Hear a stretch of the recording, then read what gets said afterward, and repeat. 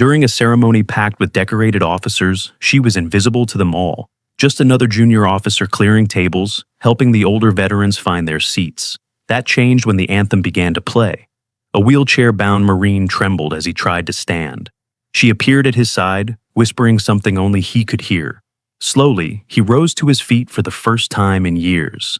The entire hall fell silent. The Admiral stared at her face, at the small scar beneath her jaw. He had seen that scar before, on a night that had haunted him for 20 years. From which city in the world are you watching this video today?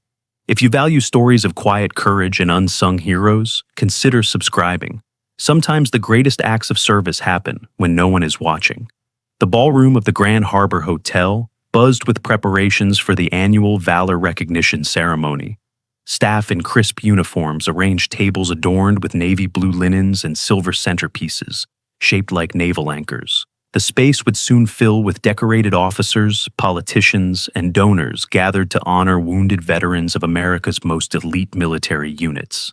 Lieutenant Commander Ilara Hayes moved through the space with quiet efficiency, her movements precise and economical. Unlike the event staff in their matching uniforms, she wore a simple naval dress uniform with minimal insignia. Despite her military attire, most of the coordinators assumed she was part of the medical support team. She did nothing to correct them. "Excuse me," called a harried event coordinator, clipboard in hand. "Are the oxygen tanks for the respiratory patients positioned by the west entrance?" "Yes, ma'am," Ilara replied, her voice soft but assured. "I've also instructed the staff to keep the temperature above 72 degrees for the burn recovery patients, and the lighting dimmed in the northeast corner for those with TBI sensitivity." The coordinator looked up from her clipboard, momentarily surprised. "Are you with the medical team?" "Just here to help, ma'am," Ilara answered, deflecting the question with a slight smile before turning away. She moved on to check the seating arrangements, subtly adjusting name cards to ensure veterans with prosthetic limbs had aisle seats and those with hearing difficulties were positioned away from the speakers. As she worked, she occasionally reached up to adjust her collar, ensuring it covered the distinctive scar beneath her jawline. When a photographer approached, camera raised, Ilara smoothly stepped behind a column. She'd perfected the art of helpful invisibility, present enough to be useful, invisible enough to avoid attention. It had served her well throughout her career. The first wave of distinguished guests began to arrive. Ilara retreated to the periphery, watching as medals and ribbons caught the light. Among them was Rear Admiral Thaddeus Merrick, his weathered face set in a mask of professional courtesy as he greeted various dignitaries. His silver hair and ramrod-straight posture marked him as Old Guard Navy, a man whose life had been given to the sea and to war. For a moment, their eyes met across the room. The Admiral paused mid-handshake, something about her striking him as familiar. Ilara remained perfectly still, her expression neutral. Before Merrick could place her, an aide pulled his attention away, guiding him toward the VIP reception. Ilara exhaled softly, fading back into the shadows of the service corridor. The ceremony formally began at 1900 hours. The grand ballroom filled with military brass, politicians seeking photo opportunities, and wealthy donors whose contributions funded veteran rehabilitation programs. Tables that had been meticulously arranged now held guests in formal attire, the quiet hum of conversation punctuated by occasional laughter and the gentle clink of silverware against china. Admiral Merrick sat at the head table, surrounded by four-star generals and the Secretary of Veterans Affairs. Despite his prominent position, he seemed distant, his attention elsewhere. His aide leaned in, whispering something that caused him to frown slightly. "We're short-staffed for veteran assistance," the aide explained. "Medical support is focused on the highest need cases, but we have 37 veterans here with various mobility issues." "Find more help," Merrick responded curtly. These men and women didn't serve so they could struggle at an event honoring their sacrifice. In the service area, Sergeant Major Calloway, the staff coordinator, was assigning duties to the junior officers who had volunteered to assist with the event. His eyes passed over Ilara with barely a glance.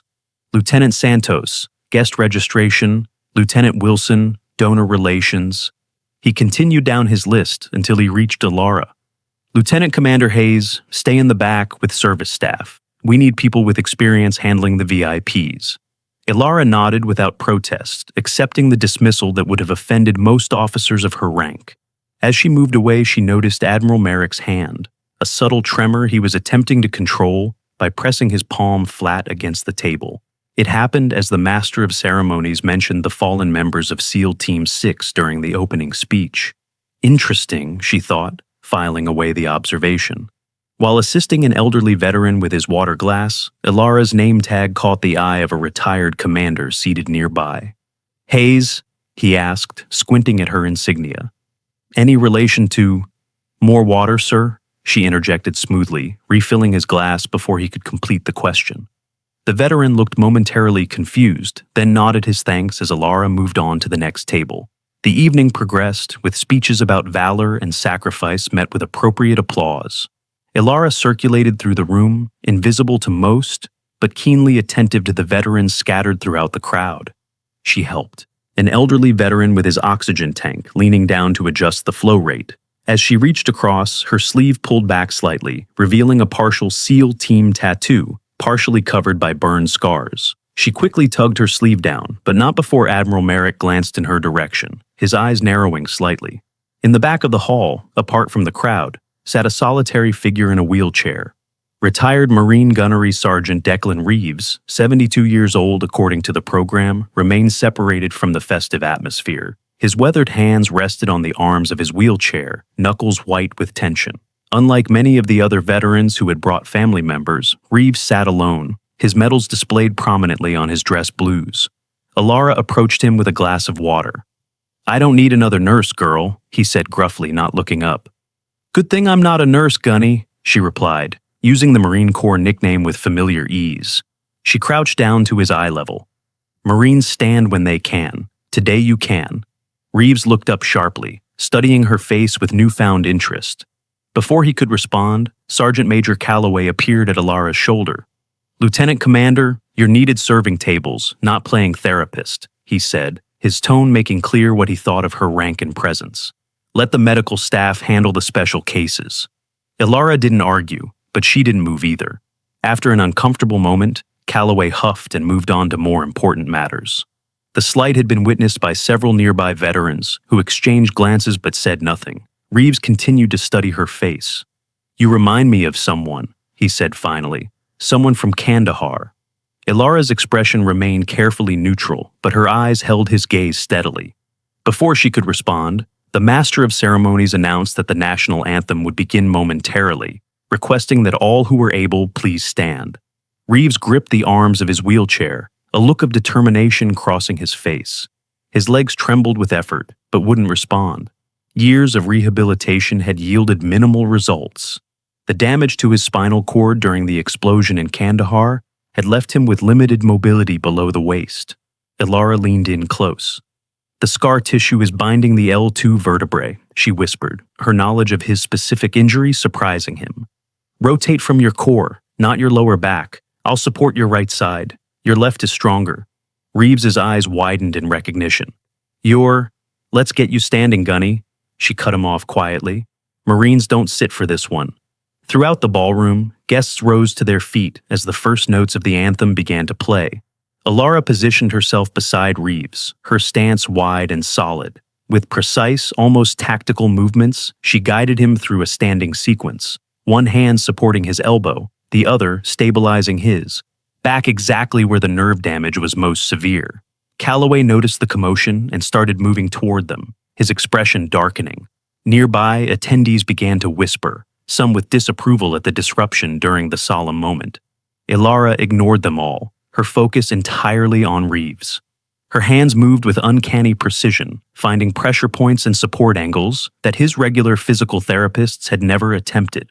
It was as though she had memorized his medical file, understanding his body's limitations better than he did himself. "You move like him," Reeves whispered through gritted teeth as he fought to stay upright. "Same steady hands."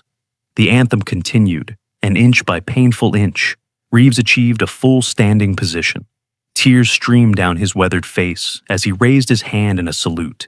The effect rippled through the room, conversation stopped, camera flashes paused, and a hush fell over the crowd as they witnessed what many knew to be impossible.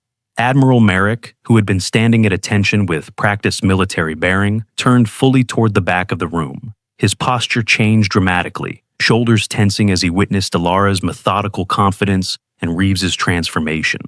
His eyes narrowed, focusing not on Reeves's achievement, but on Alara's face. As the last notes of the anthem faded, the room remained silent for a beat longer than normal. Then the spell broke, and the guests began to seat themselves once more amid a new buzz of conversation. Alara carefully helped Reeves back into his wheelchair, her movements gentle but clinical. Almost immediately they were surrounded. A medical officer pushed his way through the crowd, his face flushed with anger. "That was dangerous and unauthorized," he said sharply. "Who cleared this intervention? That man has spinal cord damage. You could have caused further injury." Before Alara could respond, other medical staff joined in, questioning her methods and credentials. The crowd around them grew, some veterans defending the action, while others questioned who this unknown lieutenant commander thought she was. Through it all, Alara remained silent, her eyes fixed on Reeves, monitoring his condition with quiet attention. "She knew exactly what she was doing," Reeves said firmly, his voice cutting through the argument, "just like her father would have." The statement caused an immediate ripple through the group. A senior officer who had been observing from the edge of the crowd stepped forward, studying Alara more carefully.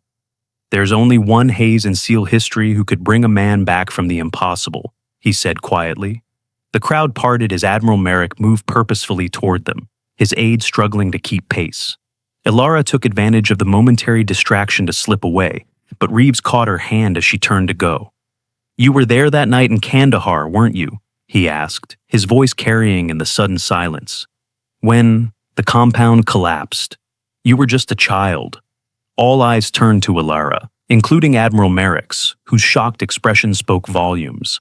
For the first time that evening, she couldn't fade into the background. The spotlight she'd avoided for years had found her.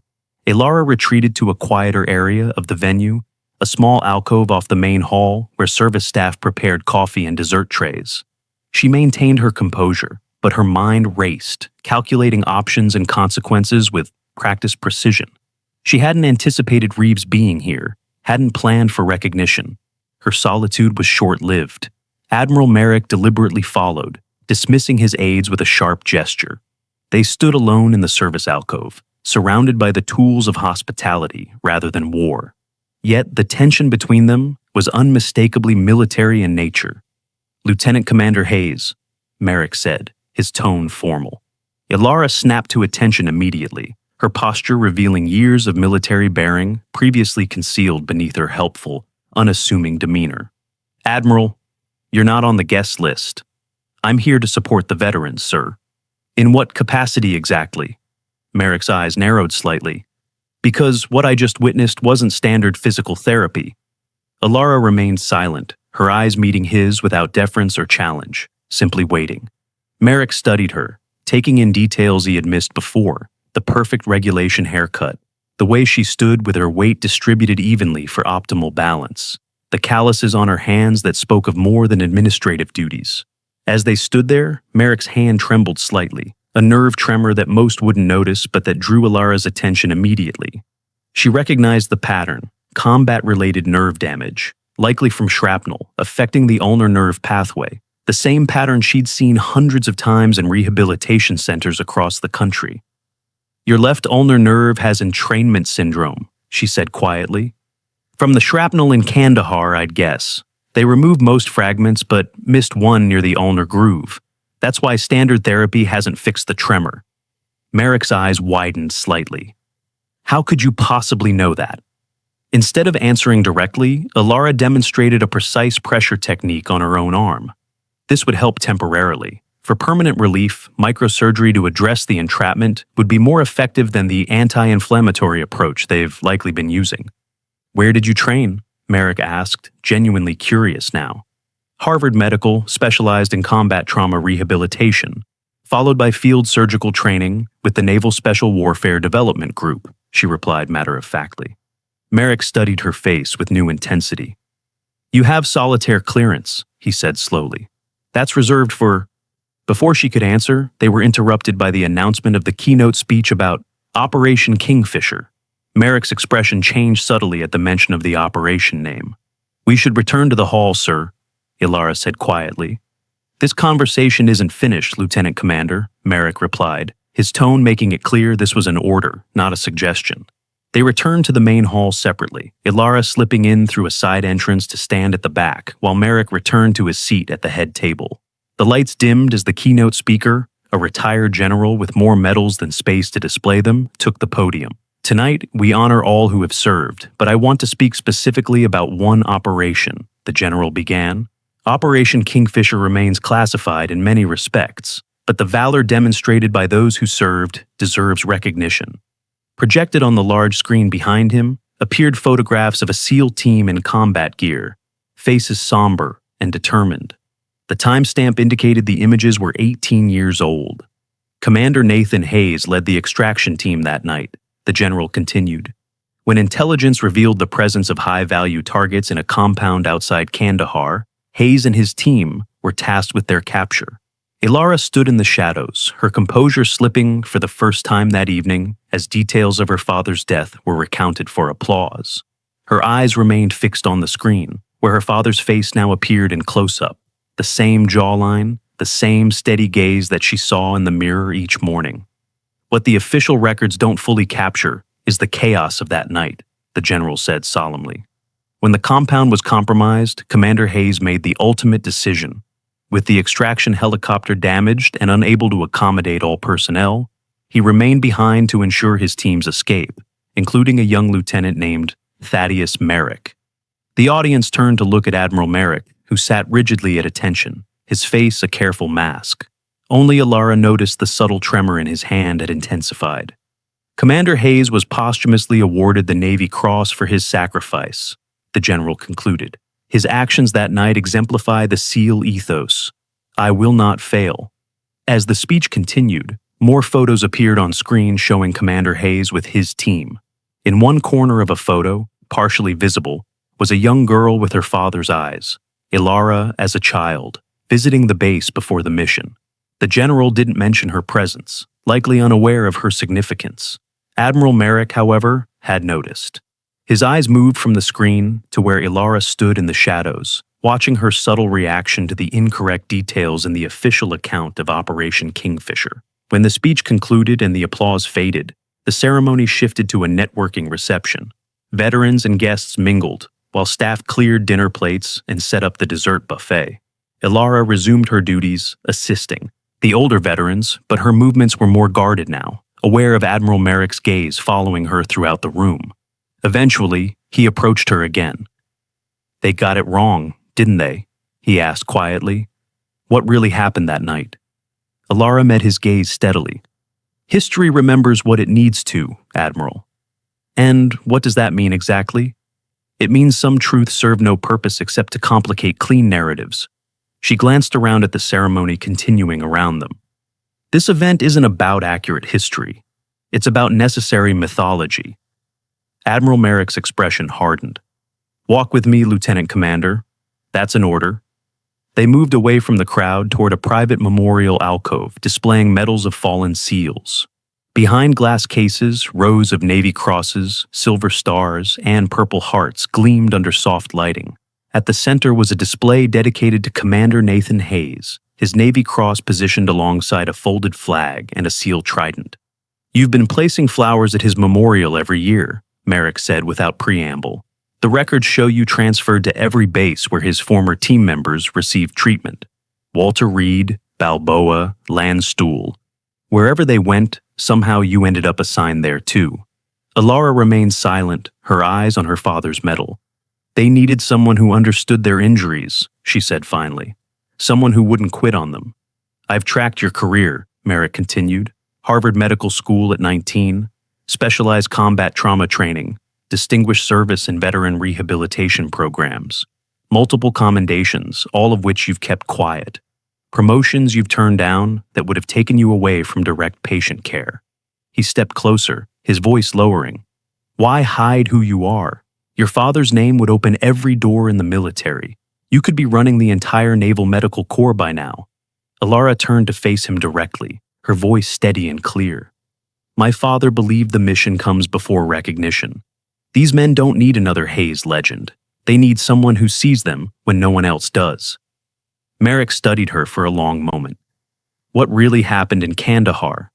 The official record says you weren't there, but Reeves seems to remember differently. Before Alara could respond, a sound from behind them made them both turn.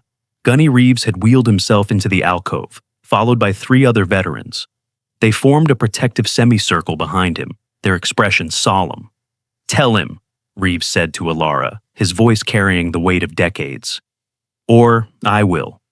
The other veterans nodded in agreement, their presence creating a wall between Alara and the exit. "He deserves to know what really happened that night," Reeves continued. "What really happened to your father." Alara looked at the faces of the men who had served with her father, then back to Admiral Merrick's questioning expression. The glass of the metal cabinet reflected their silhouettes. 6 figures standing in silence, waiting for a truth 18 years buried. The weight of unspoken history hung in the air between them, as tangible as the metals behind glass. Outside the alcove, the ceremony continued, speeches and applause creating a soundtrack to valor that felt suddenly hollow compared to the raw truth waiting to be spoken. From which city are you watching our stories of hidden courage? If these tales of unrecognized valor touch your heart, consider subscribing. Sometimes the quietest among us carry the heaviest burdens, their stories waiting to be told. Alara drew a steady breath, feeling the weight of the moment. The memorial alcove had become a makeshift tribunal, with Reeves and his fellow veterans forming a jury of her father's peers. Their presence changed everything. This was no longer just between her and Admiral Merrick. "The official record is incomplete," she began carefully, her eyes moving from Reeves to Merrick. Deliberately so. Reeves's weathered face hardened. "That's putting it mildly." Before she could continue, a young aide appeared at the entrance to the alcove, his expression urgent. "Admiral Merrick, sir. The secretary is asking for you. The press are waiting for the photo opportunity." Merrick's jaw tightened with frustration. He glanced at the aide, then back at Alara, clearly torn between duty and the truth hovering just beyond his reach. "I'll be there momentarily," he said, dismissing the aide with a curt nod. When they were alone again, Merrick turned to Alara. "This conversation isn't over, Lieutenant Commander. After the Secretary's remarks, we'll continue. That's an order." His voice left no room for evasion. Alara nodded once, military precision in the gesture. "Yes, sir." As Merrick departed, the veterans remained, forming a protective circle around Alara. Their presence was both comfort and constraint. They wouldn't let her disappear again. Not this time. "You should have told him years ago," Reeves said quietly.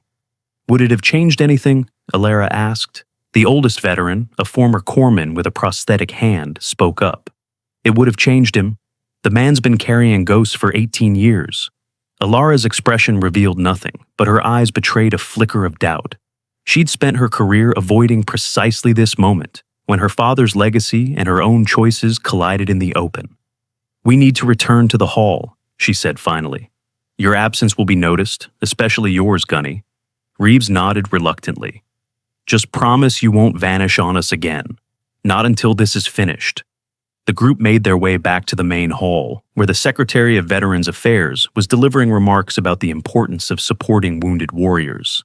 The ceremony had reached its crescendo, with photographers capturing carefully orchestrated moments of dignitaries shaking hands with decorated veterans. Alara resumed her position against the back wall, once again invisible to most in the room. Yet she felt Admiral Merrick's gaze finding her periodically, even as he performed his official duties with practiced ease. The invisible thread between them had been there for 18 years, though only one of them had been aware of it until tonight.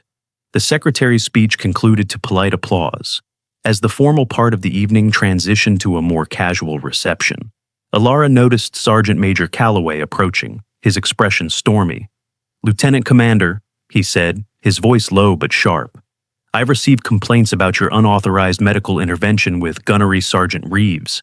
The medical staff are questioning your credentials." "I'm fully qualified in combat rehabilitation therapy," Alara replied evenly. "That's not the issue. The issue is chain of command and proper authorization. This isn't some field hospital where you can just improvise." His voice grew harder. "I've submitted an incident report. The ceremony coordinator wants you removed from the venue." Before Alara could respond, a firm voice interrupted. "Is there a problem, Sergeant Major?"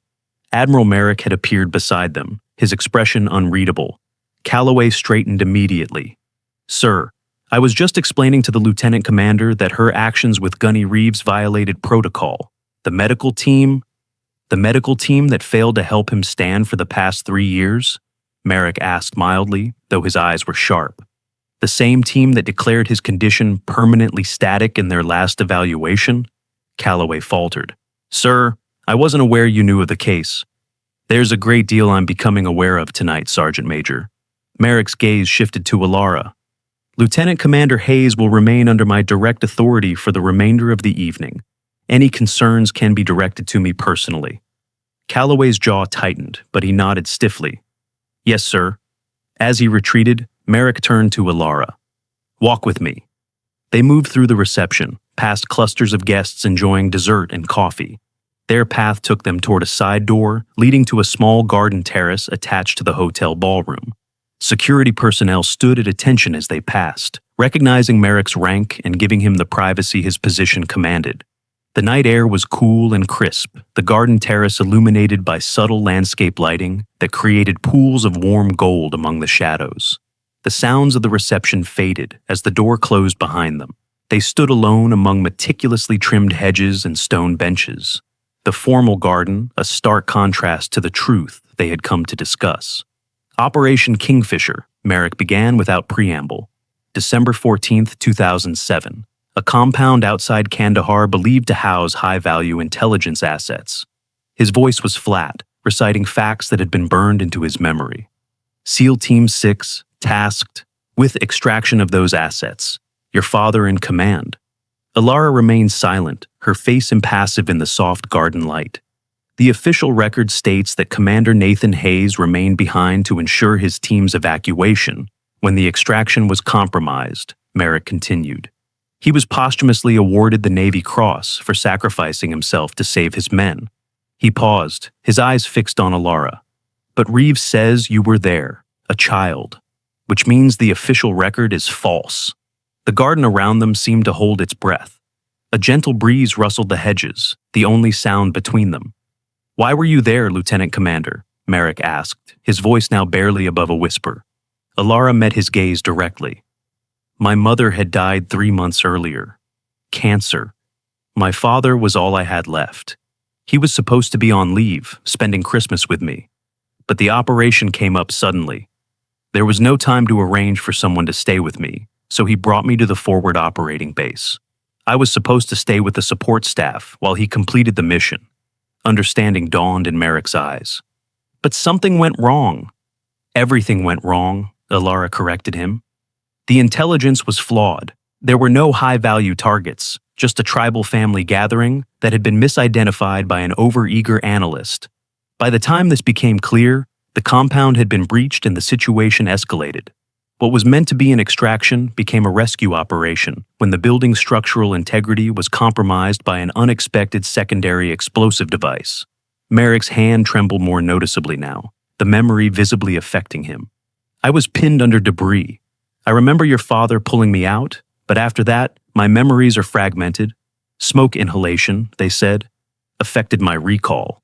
"You weren't the only one," Alara continued. 4 team members were severely injured, including you and Gunny Reeves. The extraction helicopter was hit by ground fire, limiting its carrying capacity. Someone had to stay behind with the injured, who couldn't be moved in the first evacuation. "Your father," Merrick said quietly. "Yes, but I wasn't supposed to be there at all." Alara's composure wavered for the first time. "I was 10 years old, at the forward base, when I overheard radio transmissions about the operation going sideways. I convinced a supply pilot I was supposed to be delivered to my father. He had no reason to question a SEAL commander's daughter. By the time anyone realized what had happened, I was already at the compound." Merrick stared at her, shock evident on his face. "My God." "I arrived just as the building was collapsing," Alara continued. "The smoke was so thick you couldn't see 3 feet ahead, but I was small enough to navigate through gaps in the debris. I found my father trying to evacuate the injured. He was furious that I was there, but there was no time to send me back. He had me guide 3 of..." The wounded team members threw the smoke to the landing zone, including Gunny Reeves. The pieces were falling into place for Merrick, while your father went back for the others. For you, Alara corrected, you were the last one still trapped inside. The building was becoming increasingly unstable. He got you out, but by then, the helicopter had to leave with the first group or risk losing everyone. He stayed with you and the other critically injured, administering emergency medical care until the second extraction could arrive. Merrick closed his eyes briefly, the memory surfacing through the haze of 18 years. I remember a child's voice, giving instructions, helping me breathe through a wet cloth. That was me, Alara confirmed. My father taught me basic field medicine from the time I could understand instructions. He believed everyone in a SEAL's family should know how to respond in a crisis. But the official record makes no mention of you being there, Merrick said, his voice hardening. It states that Commander Hayes was killed when the building finally collapsed, before the second extraction team could reach the site. Ilara's eyes betrayed a flash of old pain. That part is true, but incomplete. The second team was delayed by enemy fire. My father knew you wouldn't survive without immediate evacuation. He improvised a medical evacuation, using a local vehicle he commandeered. I helped stabilize you during transport. We were almost to the rendezvous point when we were ambushed. The night seemed to grow colder around them as the truth emerged.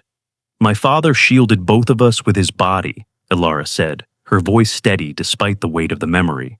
He took multiple rounds protecting us. The second extraction team found us minutes later, but it was too late for him. His last order to the team commander was to ensure I was removed from all official records of the incident.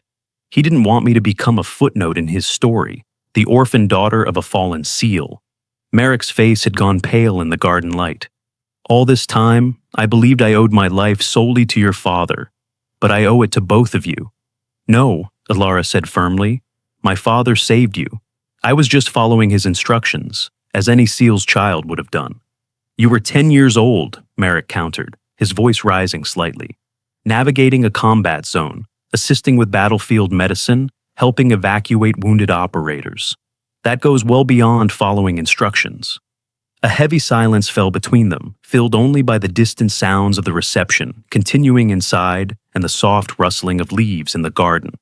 Why keep this hidden all these years? Merrick finally asked. Why not tell me the truth when you joined the Navy, when you went to medical school, when you started working with your father's former teammates? Alara turned slightly, gazing out over the darkened garden. What would it have changed?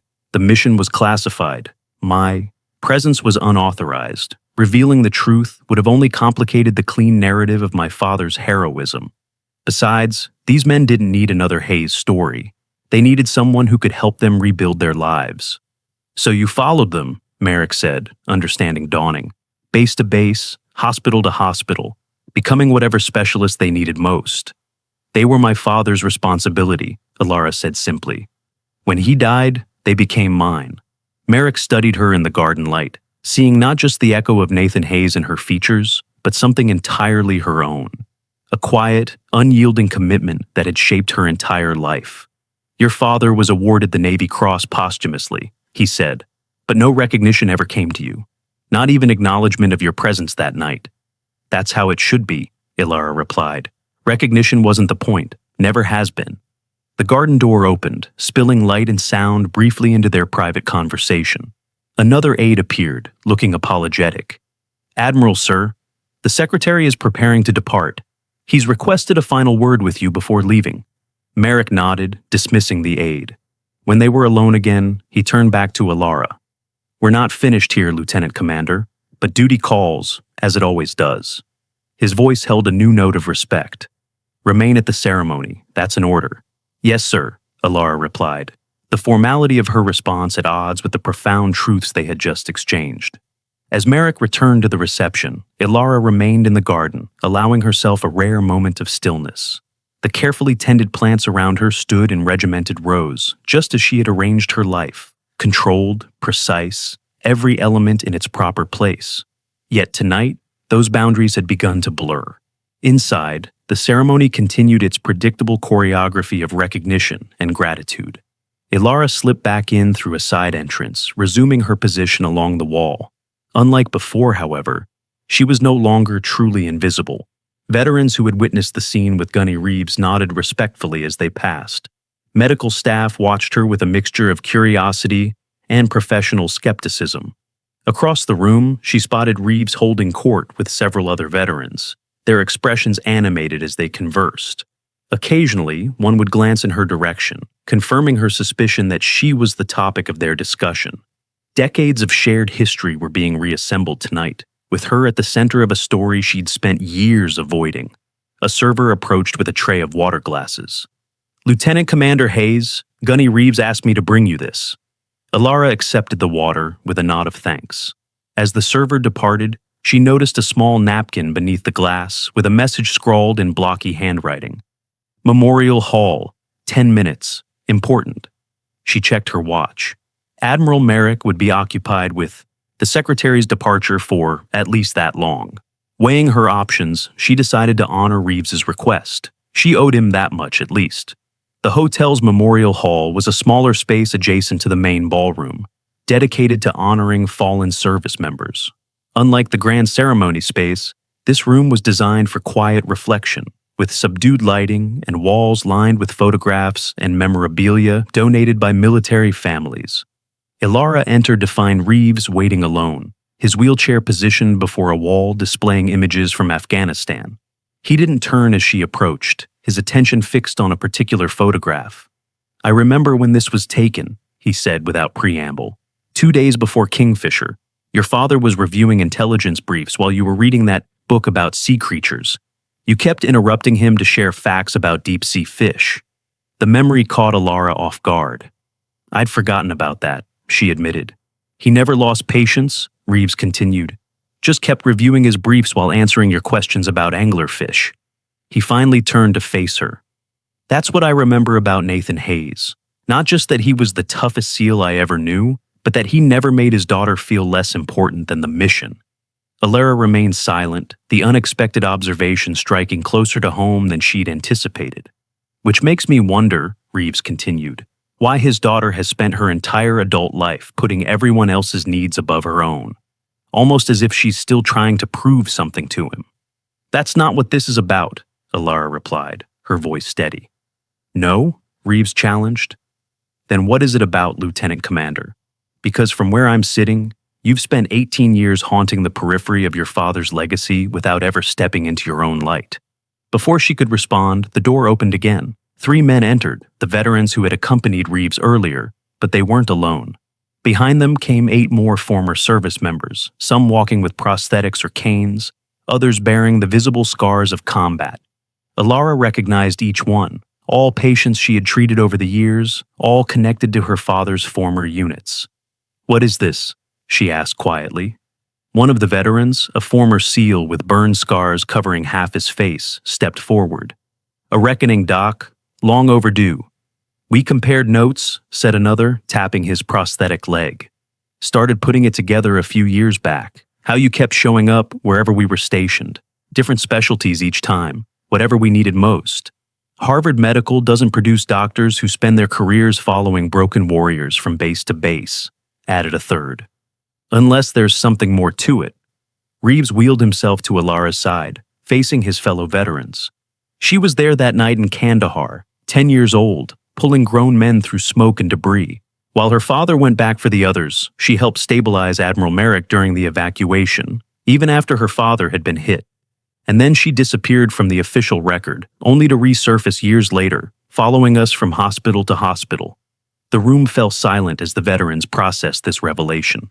Many had suspected pieces of the story, but hearing it confirmed gave it new weight. "Why?" asked one finally.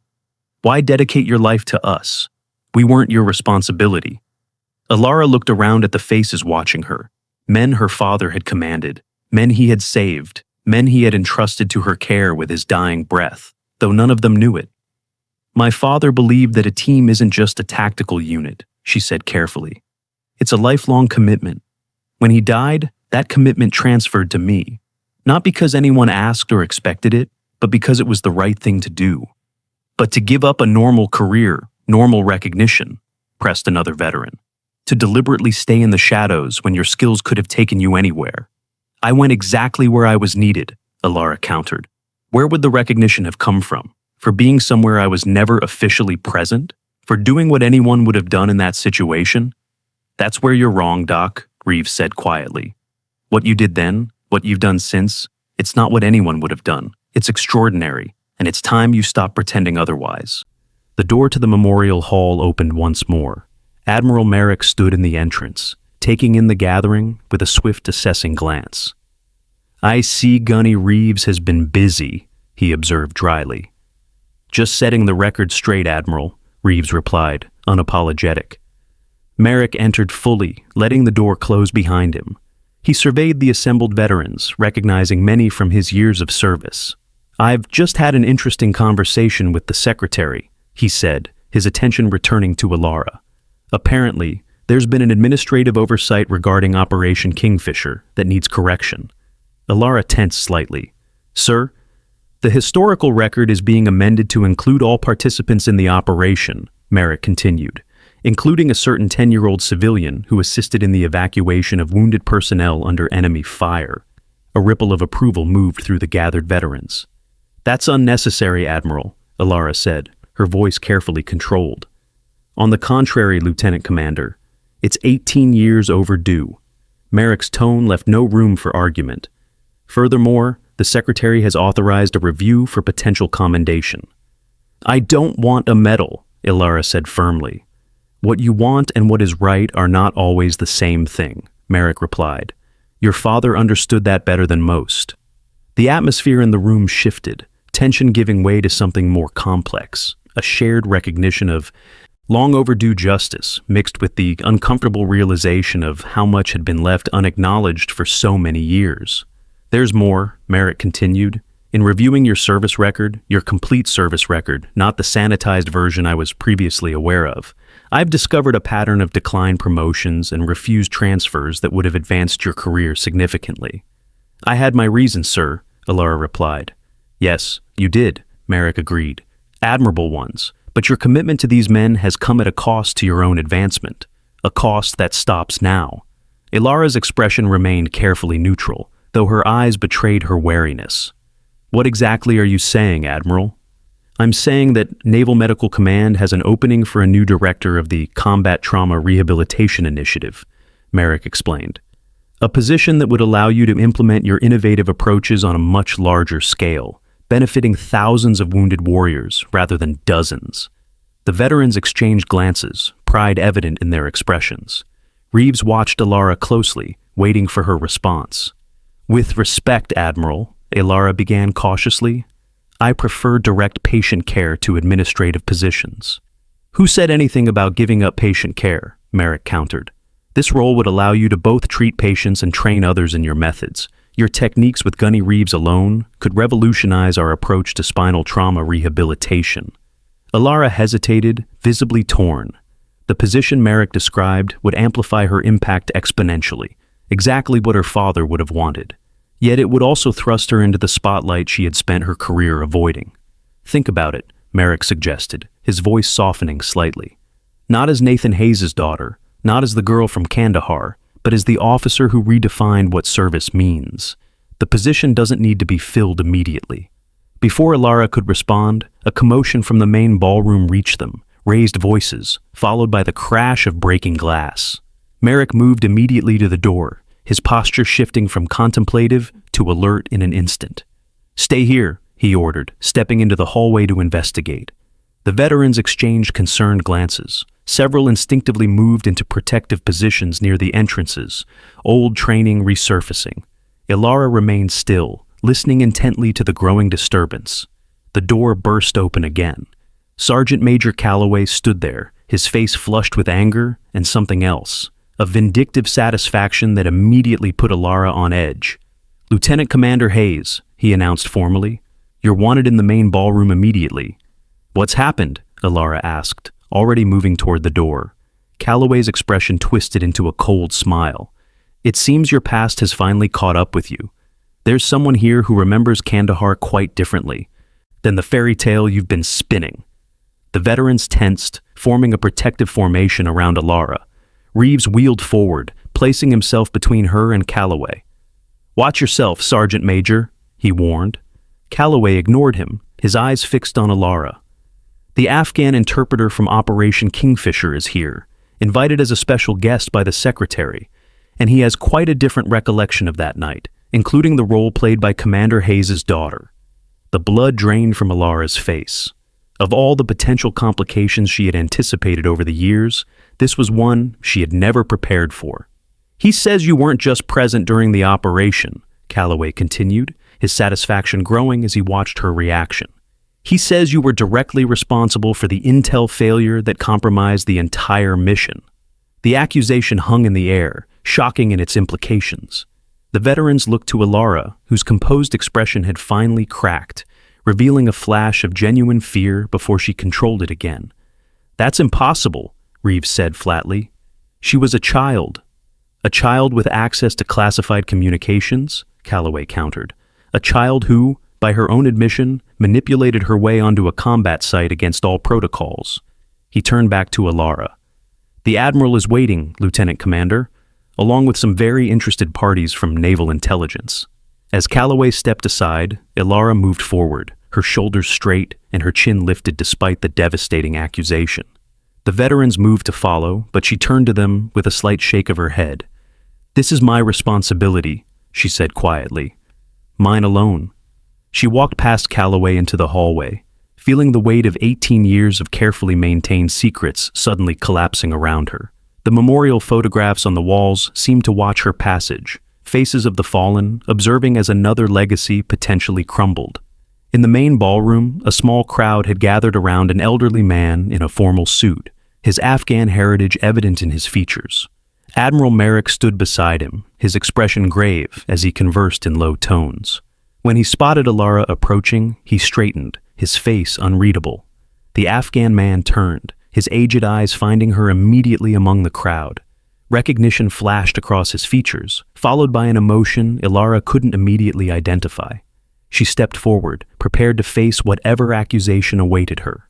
18 years of service, of silent dedication, of honoring her father's memory, all potentially undone by a truth she hadn't even known existed. The interpreter's weathered face broke into an unexpected smile. He stepped forward, hands extended in greeting. "Alara Hayes," he said, his accent thick but his words clear. "The little lioness of Kandahar. At last, we meet again. Have you ever known someone who sacrificed recognition for the sake of those they served? Share your thoughts on silent heroes in our comments. If this story of hidden sacrifice resonates with your heart, join our community of storytellers by subscribing. The most powerful truths often lie just beneath the surface, waiting to be revealed. The elderly Afghan man's words hung in the air between them. Alara stared at him, momentarily frozen by the unexpected greeting and the unfamiliar title. "The little lioness of Kandahar," he repeated, his weathered face creasing into a smile. "You do not remember me, but I remember you. How could I forget?" The crowd around them had fallen silent, sensing the gravity of the encounter. Admiral Merrick stood beside the interpreter, his expression carefully neutral, though his eyes never left Alara's face.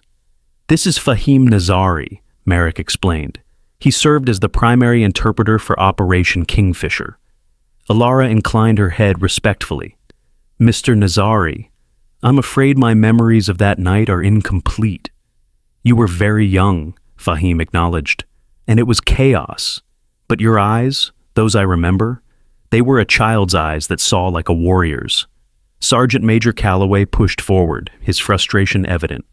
"Admiral, with respect, this man has information pertinent to an ongoing security matter. Naval Intelligence should be handling this, not turning it into a reunion." "Naval Intelligence is handling it," came a crisp female voice from behind them. A woman in a tailored suit stepped forward, her bearing unmistakably military despite her civilian attire. "Commander Ellis, Naval Intelligence." She produced credentials that made Calloway take an involuntary step backward. "And I believe Mr. Nazari was about to provide valuable context to an 18-year-old operational discrepancy." The veterans from the memorial hall had followed Alara, forming a loose perimeter around the group. Gunny Reeves wheeled himself to her side, a silent statement of solidarity. The room had grown increasingly quiet, the regular ceremony guests sensing that something significant was unfolding. Fahim nodded toward a nearby seating area. Perhaps we could sit. My old bones are not what they once were. They moved to a cluster of chairs in a quieter corner of the ballroom. Admiral Merrick gestured for the event staff to create some privacy, and soon they were seated in a rough circle. Fahim, Ilara, Merrick, Commander Ellis, and Reeves, with the other veterans standing guard around them. Calloway hovered at the periphery, his earlier smugness fading to uncertainty. "Now, Mr. Nazari," Commander Ellis began formally, "you stated that Lieutenant Commander Hayes was directly involved in Operation Kingfisher. Could you clarify the nature of that involvement?" Fahim's dark eyes, still sharp despite his age, fixed on Ilara. "She saved 3 men that night, led them through smoke and debris when grown soldiers could not find their way. The Americans call her father the hero of Kandahar, but there were 2 heroes. That night," Calloway interjected. "You told me she compromised the mission, that she was responsible for the intelligence failure." Fahim turned toward him, his expression hardening. "I said no such thing. I said the child understood before anyone else that the intelligence was flawed. She heard me translating the locals' protests about the raid, that it was a family celebration, not a terrorist meeting. She tried to tell the communication officer, but who listens to a child? If they had, perhaps Commander Hayes would still be alive." A murmur ran through the gathered veterans. Ilara's face remained composed, but her hands tightened imperceptibly in her lap. "You recall this clearly after 18 years?" Commander Ellis asked. "Some memories never fade," Fahim replied. "I remember the small girl with fierce eyes, tugging at the sleeve of the radio operator, insisting that he call her father. I remember her frustration when he dismissed her. And I remember her determination when the building began to collapse, how she moved without fear through passages too small for men, guiding the wounded to safety." Admiral Merrick leaned forward. "Why haven't you come forward with this information before now? Who would ask an Afghan interpreter about an American child who was never officially there?" Fahim countered. "I returned to my village after my service ended. It was only when the American embassy found me last year, seeking translators who had served with distinction, that I mentioned the commander's daughter. They seemed very interested." Commander Ellis nodded. "Mr. Nazari's account reached my department 6 months ago. We've been quietly investigating the discrepancies in the Operation Kingfisher file ever since." "And you didn't think to inform me?" Merrick asked, a rare edge in his voice. "We needed to verify independently, sir," Ellis replied. "Given your personal connection to the operation, you were considered potentially compromised." Reeves snorted derisively. "Bureaucracy at its finest. Meanwhile, the person who saved half your team has been working in your hospitals for years, unrecognized." Fahim turned back to Ilara. "They call you the quiet one now, but I remember your voice that night, clear and certain, even as men twice your size panicked. 'This way,' you said. 'Follow me.' And they did." Ilara met his gaze steadily. "I was following my father's training, nothing more. A child of 10, guiding wounded soldiers through a collapsing building under fire." Fahim shook his head. "That is not training. That is courage. That is what we call the heart of a lioness." The tension that had been building since Calloway's accusation began to dissolve, replaced by a different kind of intensity, the weight of a truth long buried finally coming to light. Commander Ellis opened a slim portfolio she'd been carrying. "Lieutenant Commander Hayes, Naval Intelligence has completed its review of Operation Kingfisher. Our findings indicate significant omissions in the official record, particularly regarding your presence and actions during the extraction phase." "My presence was unauthorized," Ilara stated flatly. "It should remain unrecorded." "That's not how historical accuracy works, Lieutenant Commander," Ellis replied, "especially when those omissions have resulted in the misattribution of life-saving actions." She removed a document from her portfolio and handed it to Admiral Merrick. "Our recommendation to the Secretary of the Navy, already approved pending your endorsement, sir." Merrick scanned the document, his expression shifting from concentration to something more complex, a mixture of professional approval and personal emotion he rarely displayed. He looked up at Ilara. "The Secretary has authorized a Navy and Marine Corps medal for your actions that night," he said quietly. "Non-combat heroism, demonstrated extraordinary courage at grave risk to yourself." Ilara stiffened. "I don't want recognition for following my father's instructions during a classified operation where I shouldn't have been present. The medal isn't for debate, Lieutenant Commander, Merrick replied, his tone gentle but firm. It's been 18 years overdue. The only question is whether you'll accept it privately or at a proper ceremony.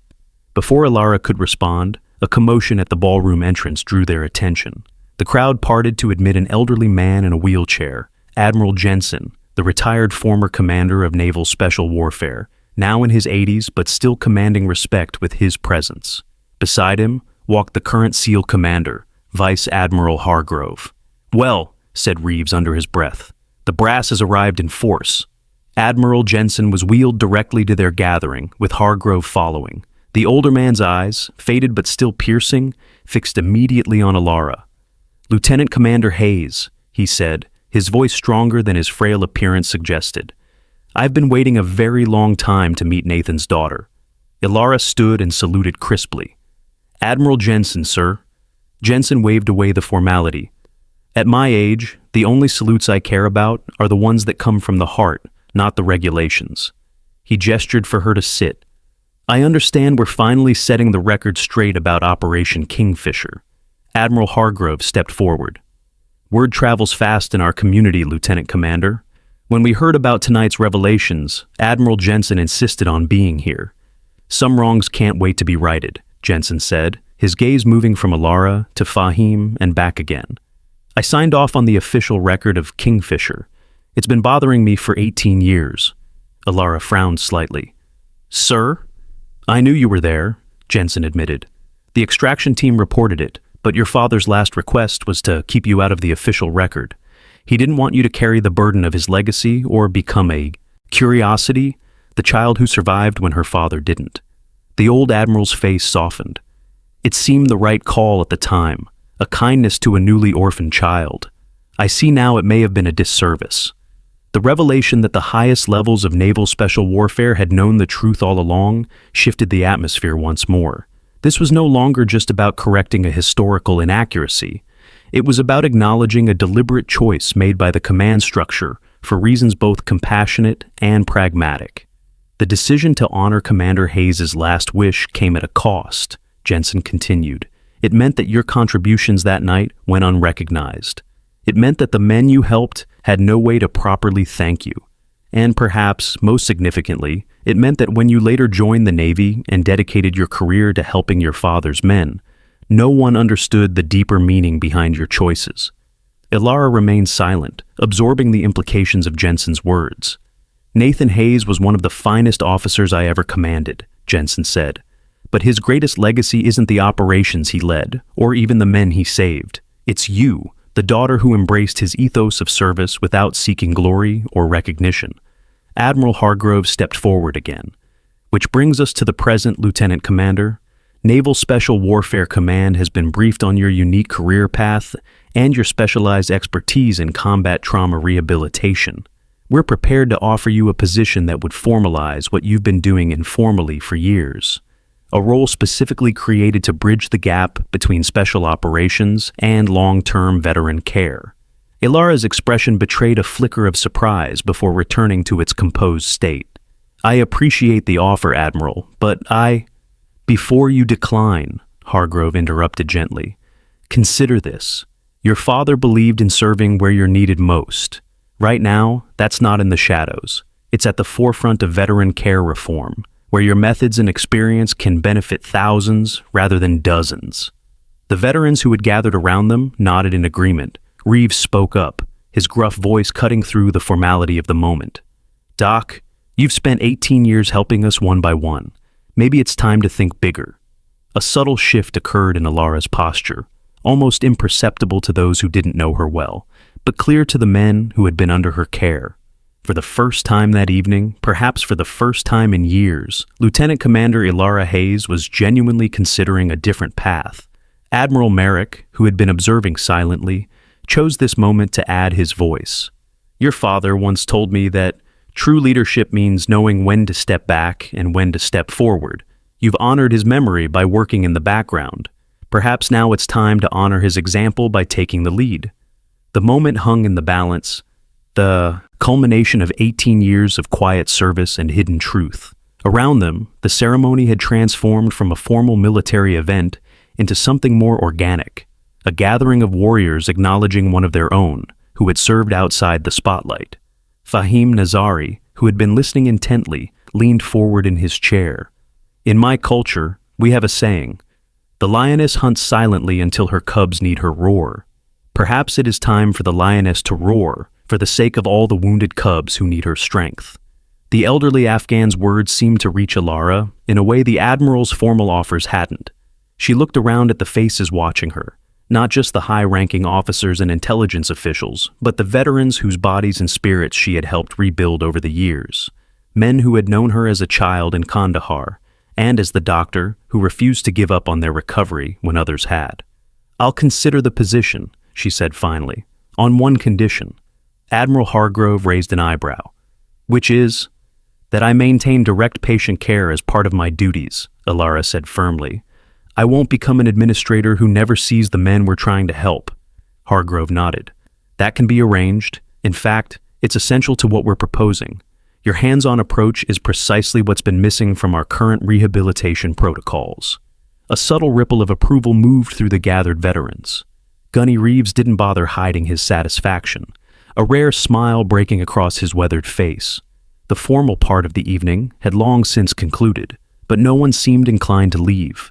The ceremony had evolved into something more meaningful than its planners had intended, a reunion, a reckoning, and perhaps most importantly, a recognition long overdue. Admiral Jensen gestured toward the center of the ballroom where the podium still stood.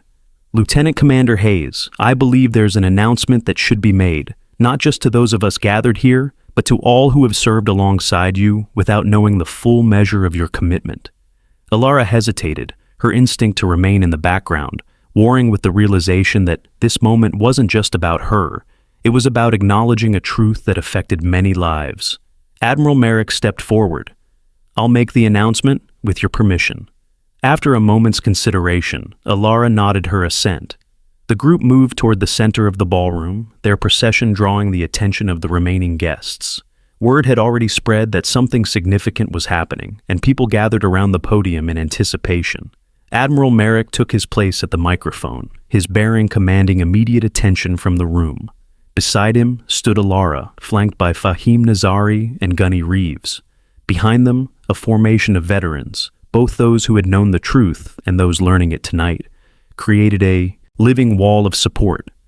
"Ladies and gentlemen," Merrick began, his voice carrying clearly through the space. "Many of you are familiar with the story of Commander Nathan Hayes and Operation Kingfisher. His sacrifice to save his men has been held up as an example of the highest traditions of naval service." A murmur of agreement moved through the crowd.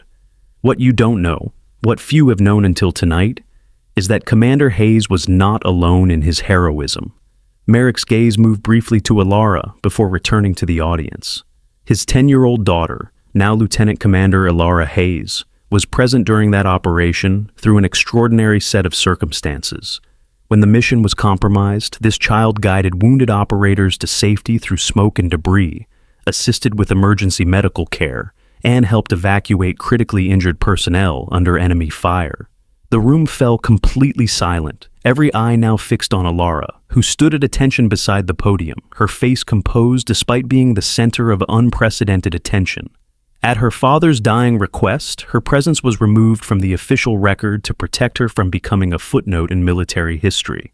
In the years since, Lieutenant Commander Hayes has dedicated her career to the rehabilitation of wounded warriors, following her father's men from base to base, becoming whatever specialist they needed most, all without recognition or acknowledgement of her personal connection to their injuries. Admiral Jensen wheeled himself forward to join them at the podium. "As the commander who authorized the redaction of her presence from the Kingfisher records, I take personal responsibility for the 18 years of unacknowledged service that followed. Tonight, we correct that oversight."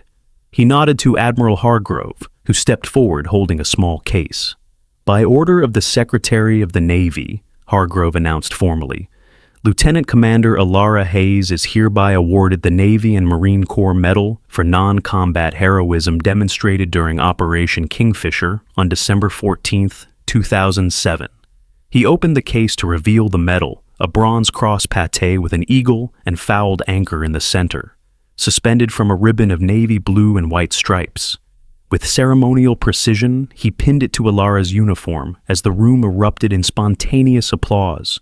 The veterans who had benefited from her care over the years were the first to rise to their feet, followed quickly by the rest of the attendees.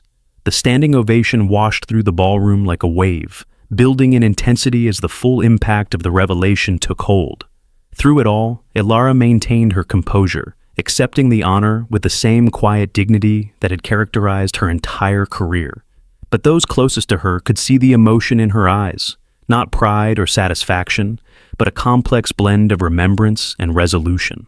When Admiral Hargrove offered her the microphone, she hesitated only briefly before stepping forward. The applause gradually faded as she prepared to speak, the room falling into an expectant hush. "Thank you for this recognition," she began, her voice steady and clear. "But I stand before you not as someone exceptional, but as someone who was simply following the example set by my father and by all who serve without expectation of acknowledgement or reward." She paused, gathering her thoughts. 18 years ago, I witnessed the true meaning of sacrifice when my father gave his life to save his men. But what I've learned since then is that sacrifice comes in many forms. It's the daily commitment of veterans fighting through pain to reclaim their lives. It's the quiet perseverance of families supporting wounded warriors through years of recovery. And sometimes, it's the willingness to step into the light when every instinct tells you to remain in the shadows. Her gaze moved across the room, connecting briefly with each of the veterans she had treated over the years. I've had the privilege of serving alongside extraordinary men and women whose courage in recovery often exceeds even their courage in combat. They are the true heroes of this story. And if this recognition helps bring attention to their ongoing needs and struggles, then I accept it gladly. She turned slightly to include Fahim Nazari in her address. "Mr. Nazari called me the Lioness of Kandahar, but the real strength has always been in the community that forms around those who serve, the connections that transcend rank, nationality, and time. That strength is in this room tonight. It's in every veteran who refuses to quit, every caregiver who refuses to give up, every professional who refuses to accept good enough when it comes to rehabilitation." As she concluded her remarks, the applause resumed, but with a different quality now, more thoughtful, more personal. The ceremony had transformed from a formal recognition of past service to a commitment to future action. In the hours that followed, the event took on an unplanned but meaningful structure. Veterans sought out Alara to share their stories, some reconnecting after years of separation, others meeting her for the first time with newfound understanding of her role in their care. Fahim Nazari held court in a corner, filling in details of the Kandahar operation that had been missing from the official record, helping piece together a more complete picture of that fateful night. Admiral Merrick observed it all with quiet satisfaction, occasionally catching Alara's eye across the room with a nod of acknowledgement. The invisible thread that had connected them for 18 years had been transformed tonight. No longer a tenuous link of unspoken debt, but a solid bond of mutual respect and shared purpose. As the evening wound down, Alara found herself standing once again with Gunny Reeves near the back of the hall. The crowd had thinned considerably, with just a few small groups remaining in conversation. "So," Reeves said, looking up at her from his wheelchair, "Director of Combat Trauma Rehabilitation. That's quite a step up from following us around one by one." "I haven't accepted yet," Alara reminded him. "But you will," Reeves replied with certainty, "because it's where you're needed most now." Alara smiled slightly. "Using my father's logic against me, Gunny?" "Learning from the best, Doc." He gestured toward the medal now pinned to her uniform. "How does it feel?" She touched the medal briefly, her expression thoughtful. "Strange. For so long, invisibility was my tool, a way to help without complications. I'm not sure how effective I can be in the spotlight." "More effective," Reeves said firmly, "because now you can change the system, not just work around it. Your techniques with my spine alone could help hundreds of similar cases if properly implemented throughout the VA." "Perhaps," Alara conceded. Reeves studied her for a moment. "Your father would be proud, you know, not just of what you did that night, but of everything since. The way you've lived your life according to his principles without needing anyone to see or applaud."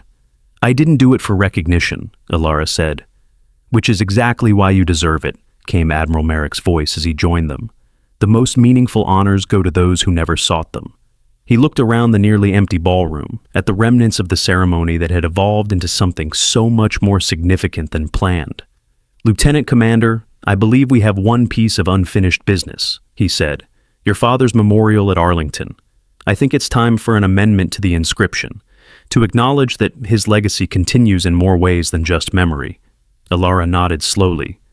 I'd like that, sir. Good, Merrick replied. And when you're ready to discuss the Combat Trauma Rehabilitation Initiative in detail, my office is open to you. As he departed, Reeves chuckled. He's not giving you much choice, is he?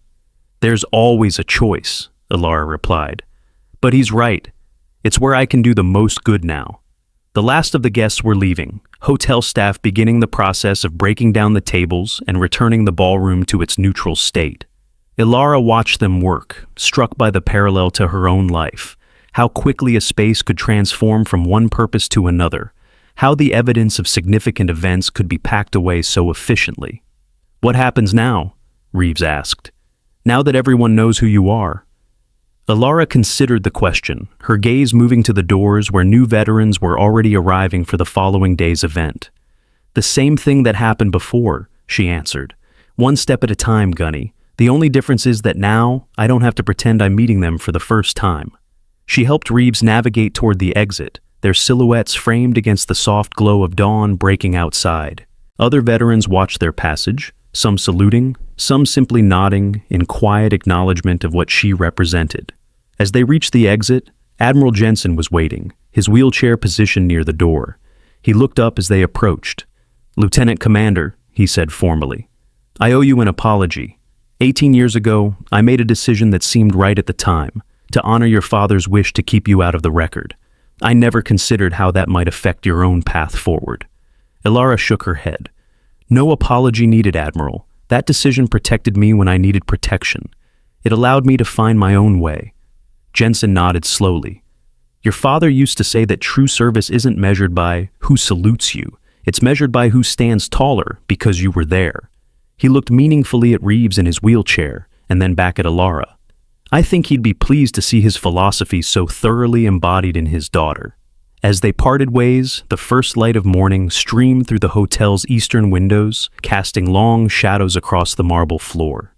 Alara paused at the threshold, looking back at the space where her carefully constructed invisibility had finally given way to recognition. For 18 years, she had moved through the world as a helper without history, a healer without her own story. That chapter had closed tonight.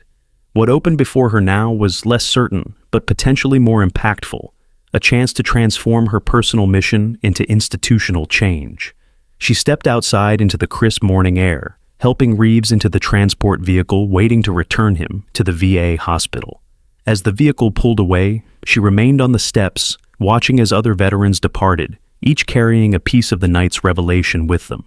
Behind her, the hotel doors opened again. Admiral Merrick emerged, pausing beside her in the morning light. Your father once told me that the most important quality in a SEAL isn't strength or skill, he said quietly. It's the ability to adapt to changing circumstances without losing sight of the mission. Alara nodded, understanding the message beneath his words. The mission continues, Admiral, she replied, just in a different form. As Merrick departed, Alara noticed a group of young service members arriving for the next day's event. They moved with the distinctive energy of those still early in their military careers, untouched yet by the realities of combat and its aftermath. Among them was a female ensign, her uniform crisp and her expression determined.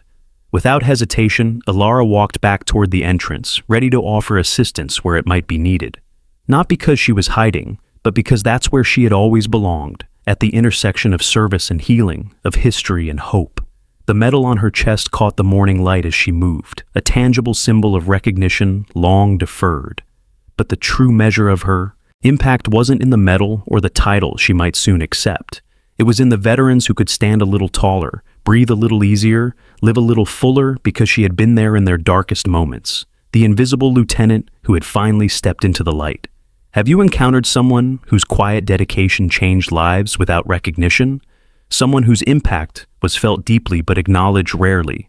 Share your story of the unsung heroes who've touched your life. And if these tales of quiet courage speak to your heart, subscribe to join our community where we honor those who serve beyond the spotlight.